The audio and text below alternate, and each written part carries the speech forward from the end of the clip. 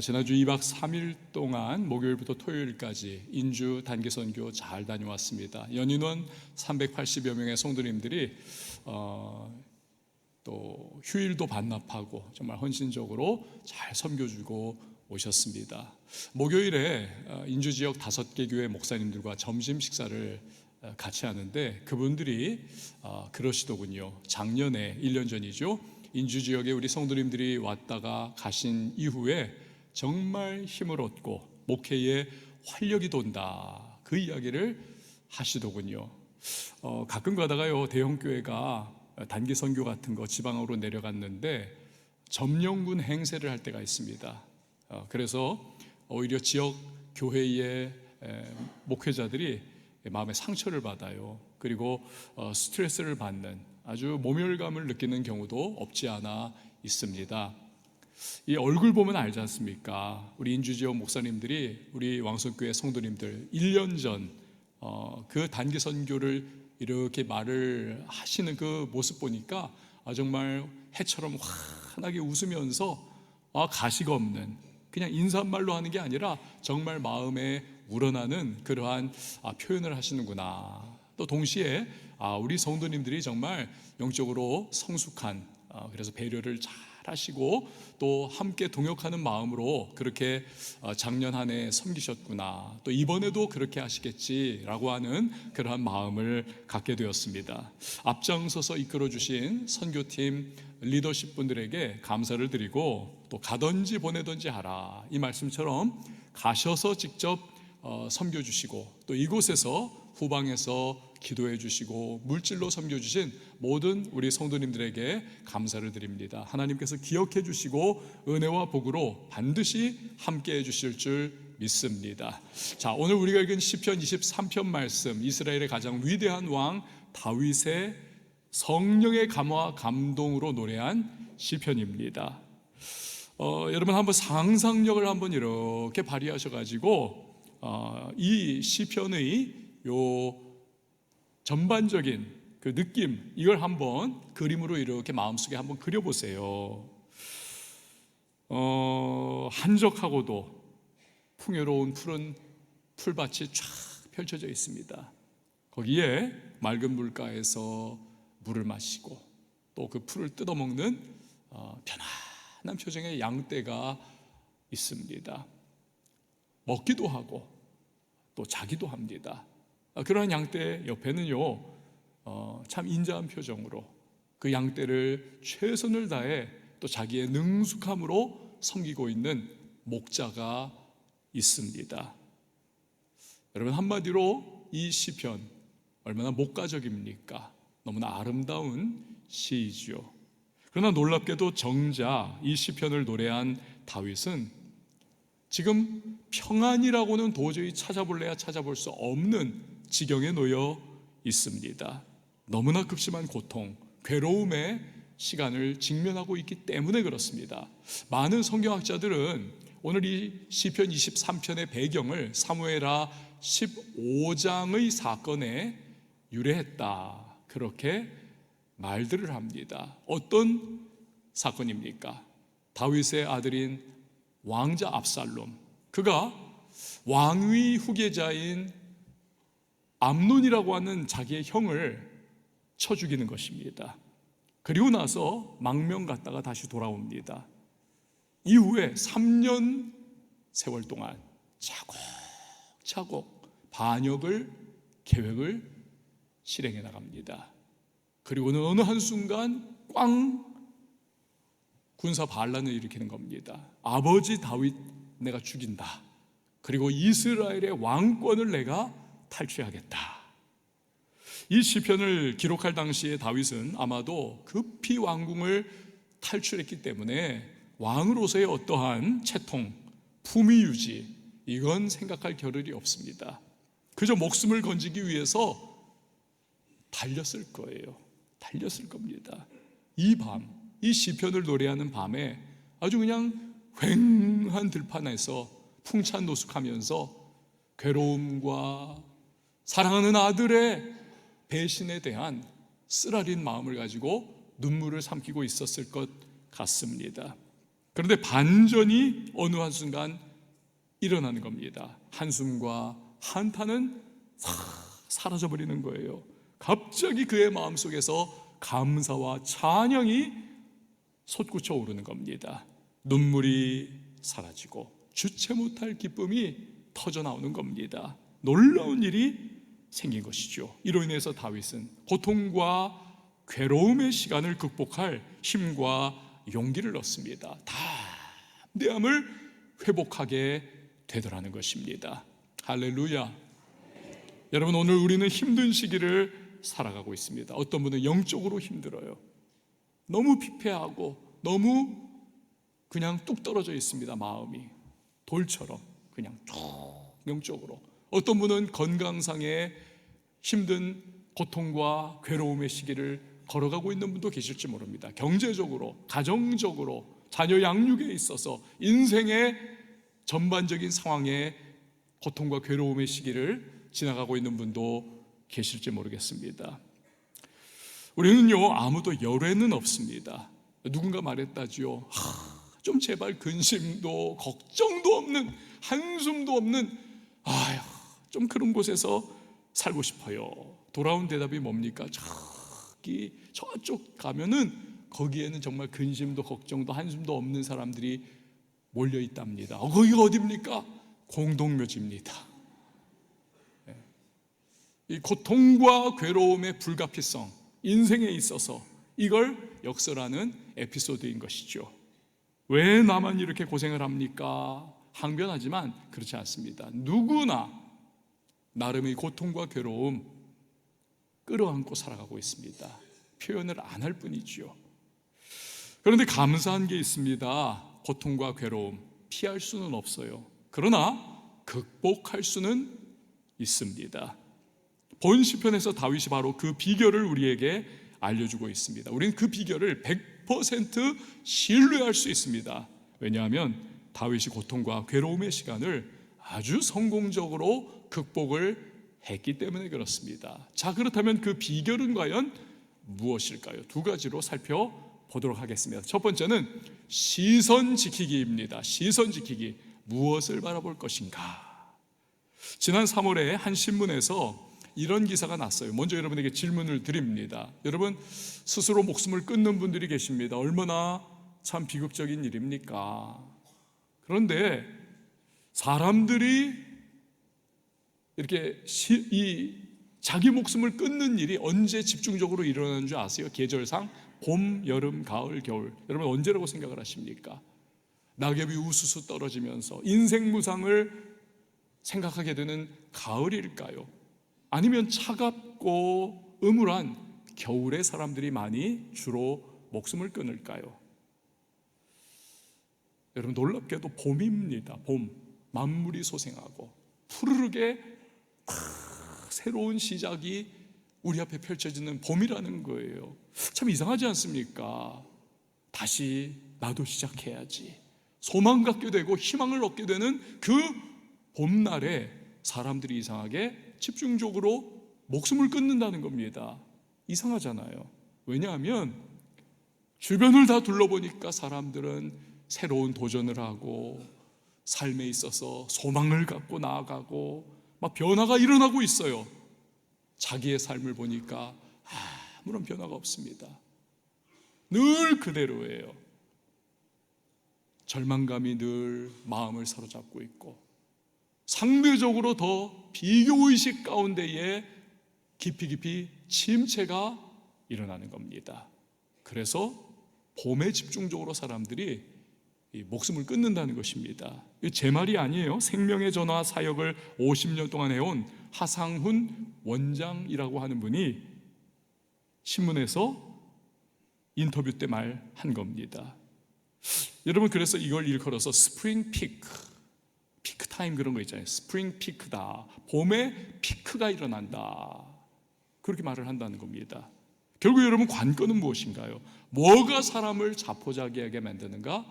시선이라는 겁니다. 무엇을 바라보느냐?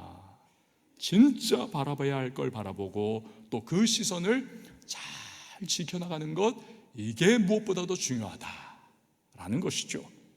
문제는요, 사람은 누구나 죄성을 가지고 있습니다. 이 죄성의 특징이 무엇이냐? 자꾸만 안 되는 거, 참 부정적인 거, 나쁜 쪽, 이걸 바라보게 합니다. 그래서 우리를 망하게 끌고 가는 것입니다. 사탄 마귀가 이걸 너무나 잘 활용을 하죠. 많은 분들이 여기에 휩쓸려 끌려가는 것입니다. 반면에 하나님은 창조의 근원이십니다. 생명의 근원이십니다. 그는 빛의 근원이십니다. 그래서 되는 쪽, 좋은 쪽, 긍정적인 쪽을 바라보게 하십니다. 그는 우리를 살리고 복을 주시는 하나님이십니다. 이걸 보여주는 대표적인 성경 구절이 예레미야 29장 11절이에요. 우리 같이 한번 읽어보도록 하겠습니다. 시작. 여호와의 말씀이니라. 너희를 향한 나의 생각을 내가 아나니 평안이요 재앙이 아니니라. 너희에게 미래와 희망을 주는 것이니라. 아멘. 그래서 여러분, 우리는요, 고통과 괴로움의 시간에 딱 직면하게 되면 죽을 뚱살뚱 여기에 나의 명운이 걸렸다 딱 생각하면서 우린 시선을 지켜나가야만 합니다. 누구에게로요?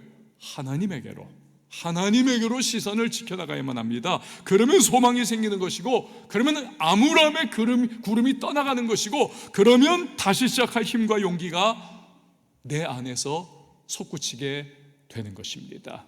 할렐루야. 하나님께 시선을 고정하는 것, 다윗이 본 시편에서 보여주는 것이 바로 그것 아닙니까? 자, 1절 말씀 우리 같이 한번 읽어보시죠. 시작. 여호와는 나의 목자시니 내게 부족함이 없으리로다. 아멘. 이 노란색으로 여호와는 여기에 강조를 했죠. 아들놈이 아비를 죽이려고 하는 겁니다. 반역은 신속했고 가담하는 무리는 눈덩이가 그냥 불어나는 것처럼 숫자가 그냥 급격하게 새를 그렇게 자랑합니다. 다 끝난 것이나 다름없다. 압살롬은 자신만만해요. 심지어 아버지의 후궁들을 모조리 범합니다. 내가 이미 왕이 됐다는 거죠. 다윗은 동서남북을 바라봐도 전혀 소망 없습니다. 모든 게 절망적이고 죽음의 그늘은 시시각각 다가오고 있습니다. 그런데 참 놀랍죠. 이때요, 다윗은 하나님을 바라보는 겁니다. 여호와는 나의 목자시니 내게 부족함이 없으리로다. 근데 그 순간에 막 반전이 시작이 되는 겁니다.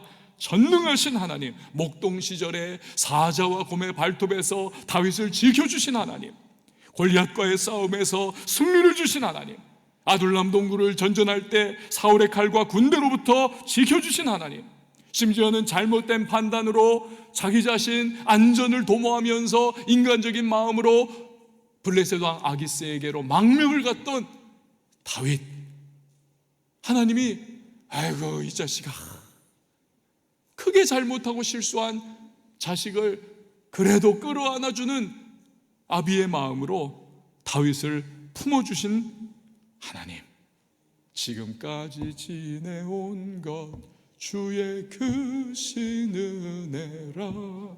여러분, 지금까지 크고 작은 위기와 시련 속에서도 돌봐주시고 함께해 주신 하나님, 이 하나님을 바라볼 때 다윗의 마음에는요, 용기가 다시 솟는 것이고 담대함이 일어나는 것이고 다시 살아갈 힘을 얻게 되는 것입니다.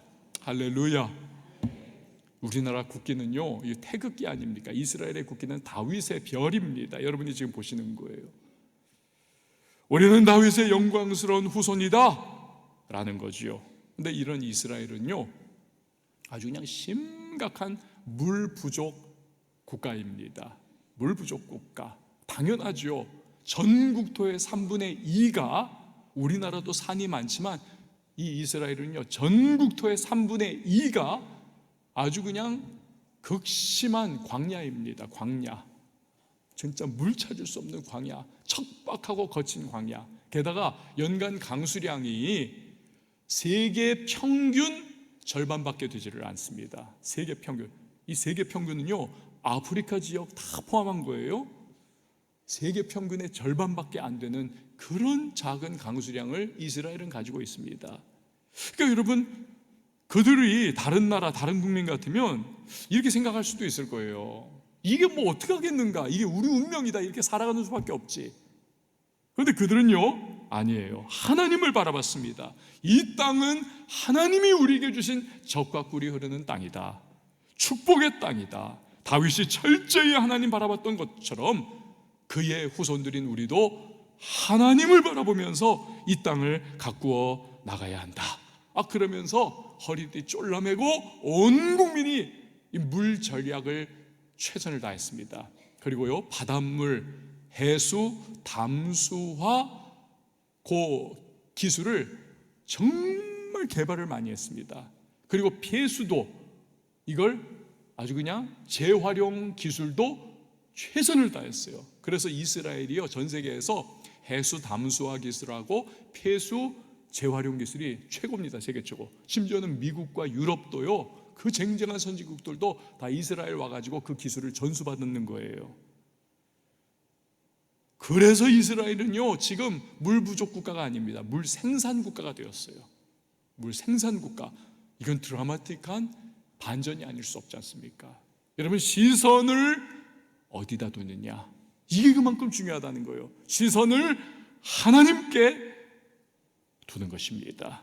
사랑하는 여러분, 고통과 괴로움의 시간에 부정적인 현실, 암울한 상황, 나를 둘러싼 답답한 문제들 바라보면서 거기에 막 빠져들지 마시기를 바랍니다. 그러면 좌절하고 낙심하고 절망할 수밖에 없습니다. 대신에 우리는 전능하신 능력의 하나님을 바라봐야 할 줄 믿습니다. 어떤 하나님이십니까? 그분은 우리를 사랑하사 예수 그리스도를 이 땅에 보내어 주셨습니다. 잘난 사람, 능력 있는 사람, 의로운 사람, 사랑받을 가치가 있는 사람만을 위해 예수님 보내주신 거 아닙니다. 로마서 5장 8절 말씀 우리 같이 한번 읽어보시죠. 시작. 우리가 아직 죄인 되었을 때에 그리스도께서 우리를 위하여 죽으심으로 하나님께서 우리에 대한 자기의 사랑을 확증하셨느니라. 아멘. 우리가 죄인 되었을 때 하나님 반역하고 하나님 모른다 하고 하나님 없이 살아가면서 심판과 멸망을 운명으로 그렇게 거머쥔 채 살아가고 있을 그때에 하나님이 우리를 예수 그리스도 보내어 주셔서 구원해 주신 것 아닙니까? 이런 하나님 바라보면 그의 사랑 안에서 은혜가 있는 것이고 확신이 우리에게 임하는 것입니다. 그러면 우리는 얼마든지 다시 일어나 고통과 괴로움의 시간을 극복하고 우리는 다시 살아갈 수가 있게 되는 것입니다. 할렐루야. 자, 두 번째로 우리가 고통과 괴로움의 시간에 어떻게 극복할 것인가? 입술 지키기. 무엇을 말할 것인가? 이 부분 우리가 놓쳐서는 안 되는 겁니다. 여러분, 인생이 힘들어지고 고달파지면 많은 사람에게 자꾸 나타나는 부정적인 특징들이 있습니다. 그 중에 하나가 뭐냐 하니까 말이 거칠어져요. 안 된다, 할 수 없다, 나는 끝이다, 내 신세가 다 그렇지, 막 이러면서 그냥 말이요, 정말 너무나 부정적, 불신앙적이 돼버립니다. 욕을 막 달고 살기도 해요. 막 자기 안에 있는 그 괴로움과 그 고통에 이 막 압박을 계속 받으니까 이걸 해소가 안 되니까 막 그냥 욕을 막 그냥 통해가지고 조금이라도 어떻게 내 마음을 좀 이렇게 해소를 하려고 하는 거죠. 문제는요, 말의 능력입니다. 말은 우리 인생의 틀입니다. 우리 인생은 말의 틀 안에서 형성이 되는 겁니다. 그래서 긍정적인 말, 믿음의 말, 이거 자꾸 하면은 인생이 그렇게 흘러가는 것입니다. 부정적인 말, 불신앙적인 말을 해도 인생이 이렇게 쓸려가게 되어 있는 것입니다. 말은요, 종종 소홀히 여겨지지만 엄청난 능력을 그 안에 가지고 있습니다. 성경 야고보서를 보면 그걸 굉장히 심각하게, 섬뜩할 정도로 우리에게 강조하고 있지 않습니까? 야고보서 3장 2절 이하를 여러분 좀 긴데 우리 같이 한번 읽어보도록 하겠습니다. 시작. 우리가 다 실수가 많으니 만일 말에 실수가 없는 자라면 곧 온전한 사람이라 능히 온 몸도 굴레 씌우리라. 우리가 말들의 입에 재갈 물리는 것은 우리에게 순종하게 하려고 그 온 몸을 제어하는 것이라. 또 배를 보라. 그렇게 크고 광풍에 밀려가는 것들을 지극히 작은 키로서 사공의 뜻대로 운행하나니 이와 같이 혀도 작은 지체로 돼 큰 것을 자랑하도다. 보라, 얼마나 작은 불이 얼마나 많은 나무를 태우는가. 혀는 곧 불이요 불의의 세계라. 혀는 우리 지체 중에서 온 몸을 더럽히고 삶의 수레바퀴를 불사르나니 그 사르는 것이 지옥불에서 나느니라. 아멘. 이거 대표적으로 보여주는 사건이 민수기 14장 아닙니까? 12명의 정탐꾼이 40일 동안 약속의 땅 가나안을 이렇게 쫙 정탐으로 돌아옵니다. 그 중에 10명, 절대 다수가 말을 하는 거예요. 안 된다. 저 땅은 거민을 삼키는 땅이다. 거인족 속 안악자손이 저기에 버티고 있어서 우리는 들어가면 필멸이다. 그들이 우리를 바라볼 때 우리는 메뚜기와 같다. 그러니까 빨리 짐 싸가지고 다시 애굽으로 돌아가자는 거예요. 사람들은 통곡하고 하나님께 원망불평하고 난리가 났습니다. 그때 여호수아와 갈렙, 그 두 명의 소수의 정탐꾼이 튀어나와가지고 아니다, 옷을 찢으면서 저 땅은 하나님이 약속하신 젖과 꿀이 흐르는 땅이다. 하나님이 약속하지 않았냐, 우리에게 주겠다고. 심히 아름다운 땅이야, 포기하지 맙시다 하면서 안악자손 저들은 우리의 밥이다, 믿음의 말을 탁 하잖아요. 그러나 이 상황을 수습이 안 되는 거예요. 워낙 10명이 부정적, 불신앙적 말을 그냥 토해냈기 때문에. 그러니까 하나님께서 이 민수기 14장에서 말씀하시지 않습니까? 너희 말이 내 귀에 들린 대로 내가 너희에게 행하겠다. 그래가지고는 40년 세월 광야 뺑뺑이를 돌리는 겁니다. 그러면서 하나님 앞에 대적했던 10명의 정탐꾼은 즉시 재앙으로 목숨을 잃게 하시고, 나머지 출애굽 1세대 하나님 앞에 원망하고 불평하고 불신앙적인 시각으로 대했던 그들은 하나님께서 광야 40년 뺑뺑이 동안 1세대 다 전멸, 딱 유일하게 1세대 중에서 여호수아와 갈렙만이 목숨을 부지하고 2세대와 함께 40년 후에 이 약속의 땅 가나안에 들어가는 축복을 누리게 해주시는 것입니다. 여러분, 결국 뭐예요? 말대로 되더라는 것입니다. 말대로 되더라. 한번 저를 따라해 주시죠. 말대로 된다. 말대로 되는 거예요. 고통과 괴로움의 시간에 여러분 반드시 입술을 지키시기를 바랍니다. 이거 생사를 걸고 지키셔야 해요. 입술을 지켜야 합니다. 여기 우리 인생의 흥망성쇠가 달려 있습니다. 다윗을 보십시오. 1절 말씀 보니까 여호와는 나의 목자시니 내게 부족함이 없으리로다. 여호와는 나의 목자시니 내게 부족함이 없으리로다. 지금 부족한 투성이에요. 왕궁 뺏겼죠, 왕좌 뺏겼죠, 흥들 다 뺏겼죠, 부귀영화 다 뺏겼죠. 지금 풍찬노숙하고 있지요. 목숨이 경각간에 달려 있습니다. 다 뺏겼어요. 그런데 여호와는 나의 목자시니 내게 부족함이 없다. 믿음의 말, 긍정적인 말, 이걸 선언하고 선포하는 겁니다. 그리고는 2절부터 5절에 쫙 이르기까지 자기의 과거 목동의 경험을 들어가지고 목자 되신 하나님이 자신을 어떻게 보호하시고 인도하시고 책임져 주시고 공급해 주시는 것인가, 이걸 믿음의 언어로 예언적인 그러한 찬양으로 쫙 노래를 하고 있습니다. 그리고 6절에서 마치 쐐기를 박듯 하고 있어요. 우리 같이 한번 6절 말씀 읽어봅니다. 시작. 내 평생의 선하심과 인자하심이 반드시 나를 따르리니 내가 여호와의 집에 영원히 살리로다. 아멘. 여러분, 우리는 이후에 이 어떤 모습으로 돌아가는지 다 알고 있습니다. 하나님은 다윗의 믿음의 고백에 그대로 응답해 주셔서 그로 하여금 다시 여호와의 집, 즉 성소가 있는 예루살렘, 그 왕궁으로 돌아가게 하시고 다시 통치권을 회복하게 하시고 왕좌에 앉아 온 이스라엘을 다스리도록 역사해 주시는 것입니다. 반란을 진압하게 하시고 모든 빼앗겼던 것 다시 회복하게 하시고, 사랑하는 여러분, 믿음의 말대로 됨을 꼭 기억하시기를 바랍니다. 지금은 거의 사라진 전염병이죠. 천연두, 이거 두창이라고도 하고 마마라고도 합니다. 이거 걸려버리면 옛날에 백신이 없을 때는 막 온몸이 불덩이처럼 막 고열에 시달리고 얼굴에는 열꽃이 피고 그 열꽃핀 얼굴 잘못 건드리면은 이게 막 다 터져가지고는 평생 흉터가 남았잖아요. 막 분화구처럼, 귤껍데기처럼 곰보가 됐습니다, 소위.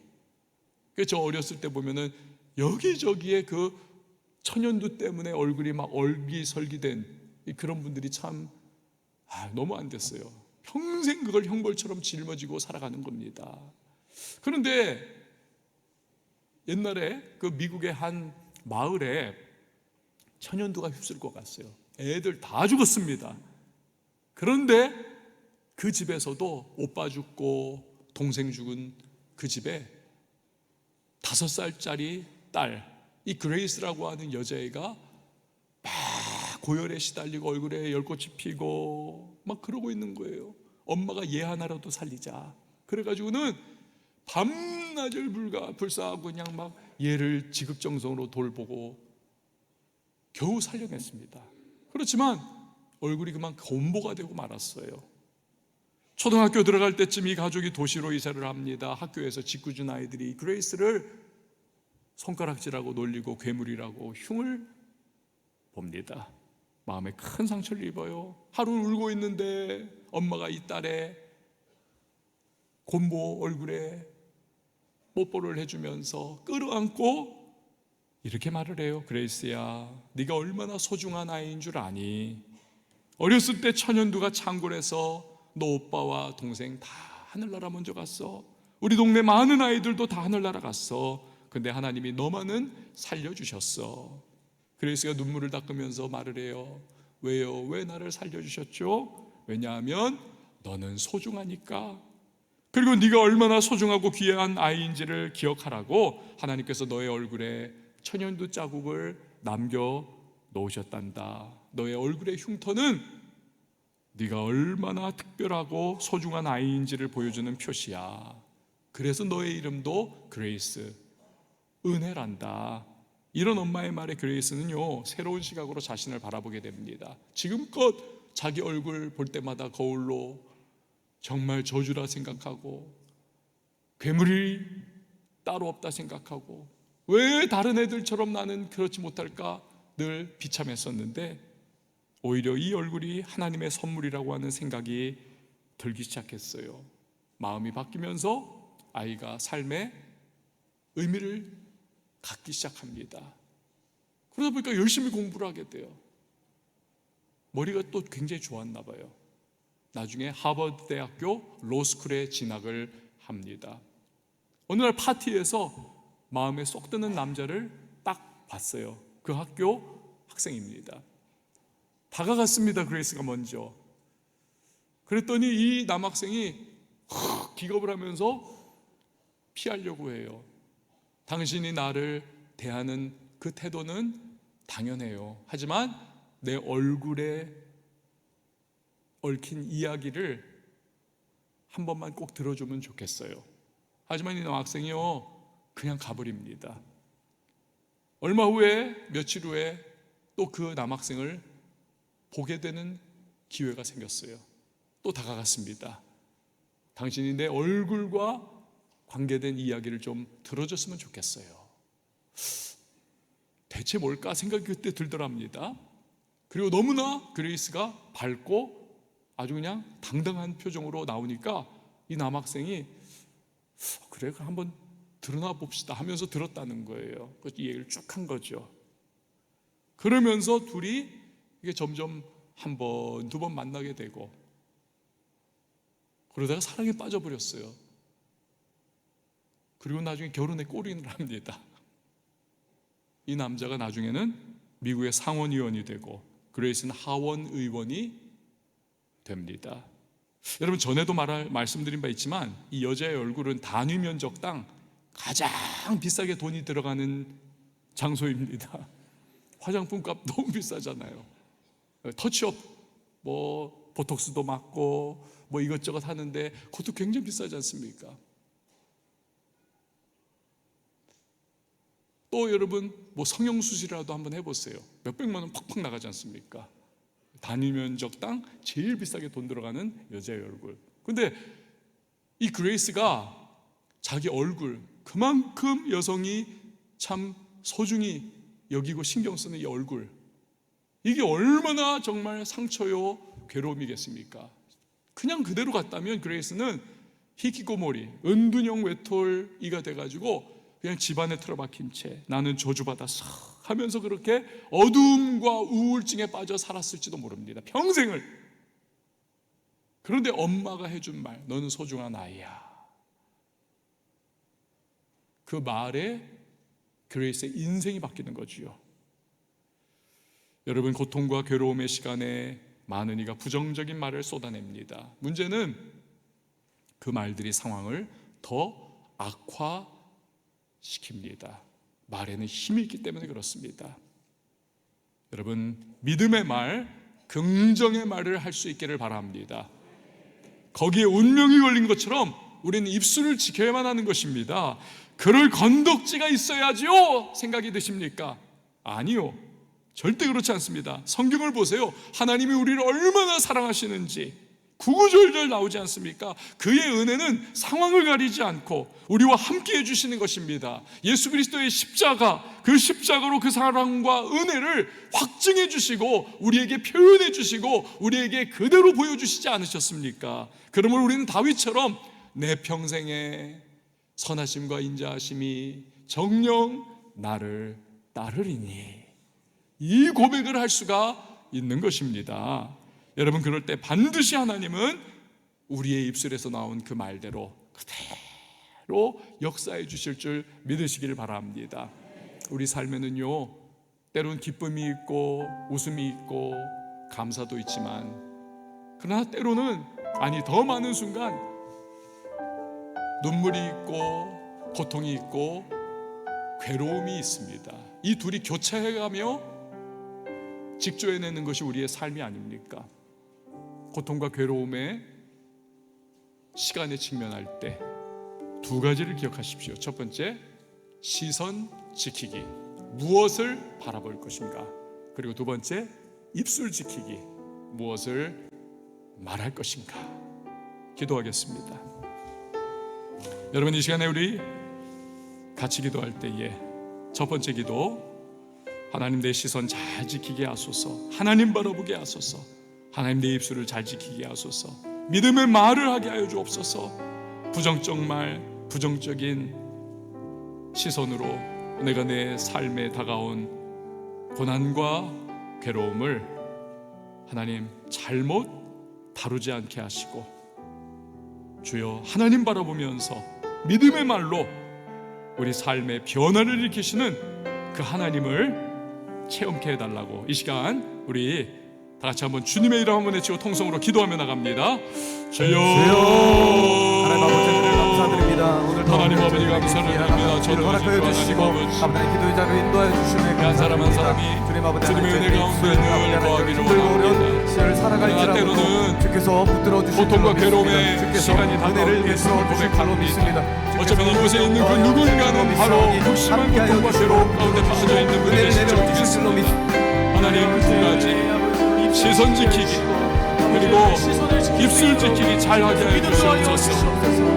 하나님을 바라보게 하시고 믿음의 말을 하게 하시고 하나님 아버지께서 역사하실 수 있는 통로가 하나님 준비되게 하여 주시옵소서. 그래 날마다 하나님 아버지께서 우리의 삶에 은혜를 베풀어 주시고 전화 위복의 계기가 나타나게 하시고 변화의 역사가 일어나며 여호와는 나의 곳에서 은혜로 부족함이 없으리로다. 그의 선하심과 인자하심이 전적인 나를 따르고 이 고백을 우리의 삶에 그리고 주시옵소서. 여러분, 다시 한번 기도할 텐데요, 이제 우리는 예수 그리스도의 찢기신 몸과 흘리신 보혈을 상징하는 떡과 잔, 즉 성찬 예식을 거행할 것입니다. 내가 다시 이 땅에 재림하는 그날까지 나를 기념하라 라고 주님 말씀하셨습니다. 오늘 우리가 이 상천 예식을 거행할 때에 주님 감사함으로 임하게 하시고, 또 예수 그리스도를 닮아가는 삶, 내 안에 있는 죄악과 허물들을 다 씻어주신 그리스도를 따라가는 삶, 그리고 어긋나 있는 나의 삶의 모습이 있다면 다시 궤도 수정하는 하나님 그러한 변화가 시작되게 해달라고 여러분 기도하시고요. 어떤 분은 나는 성찬식 받을 만한 그러한 영적 상태가 아니야, 그런 분이 계실지 모릅니다. 그러나 이 성찬식은 예수 십자가 붙잡고 나가는 겁니다. 나 위하여 죽으시고 부활하신 예수 그리스도, 나의 의가 아니에요. 그 예수 그리스도를 바라보면서 감사함으로 믿음으로 받는 것입니다. 마귀는 우리를 참소하지만 예수님은 우리를 용서하십니다. 그 주님을 의지하면서 이 잔과 떡을 받는 겁니다. 이 시간 우리 성찬 예식을 위한 준비하며 기도할 때, 주여 이 성찬 예식을 통하여 그리스도를 기념하며 그리스도를 닮아가며 그리스도를 위하여 살아가며 그리스도 때문에 하나님 내 삶의 변화가 일어나게 해달라고 준비하면서 우리 잠깐 동안 기도하며 나가도록 하겠습니다. 하나님 아버지여, 이 시간 이제 또 성찬 시간을 위해 기도합니다. 주님 아버지, 예수님 피와 예수의 또 살을 공감하실 때 하나님 아버지여, 우리의 모든 더러운 것들이 떠나가게 해주시고 예수 보혈로, 예수 그 십자가로 말미암아 아버지 우리가 정결케 되고 또 거룩해 되는 역사를 경험할 수 있도록 주여 역사하여 주시옵소서. 주님, 이 시간 주님의 또 피와 주님의 그 살을 먹고 마십니다. 아버지 또한 주님과의 놀라운 그 신뢰의 연합이 있게 하여 주시고 아버지 우리가 주님 안에 거하고 주님께서 우리 안에 거하시는 놀라운 역사를 있게 하여 주시고 다시 한 번 더 주님과의 그 친밀함의 관계가 있게 하여 주시고 아버지 우리 마른 뼈가 소생케 되는 역사를 경험할 수 있도록 주 역사하여 주시옵소서. 지금 이곳 가운데 성령께서 충만하게 임재하여 주시고 하나님 아버지, 이제 우리 믿음의 공동체가 함께 모여 성찬 예식을 거행하고자 합니다. 주님의 성령께서 이곳에 임재하여 주시고 우리의 마음과 심령이 오직 주님만 바라보며 나아가는 복된 시간, 은혜의 시간 되게 하여 주옵소서. 예수님의 이름으로 기도합니다. 아멘.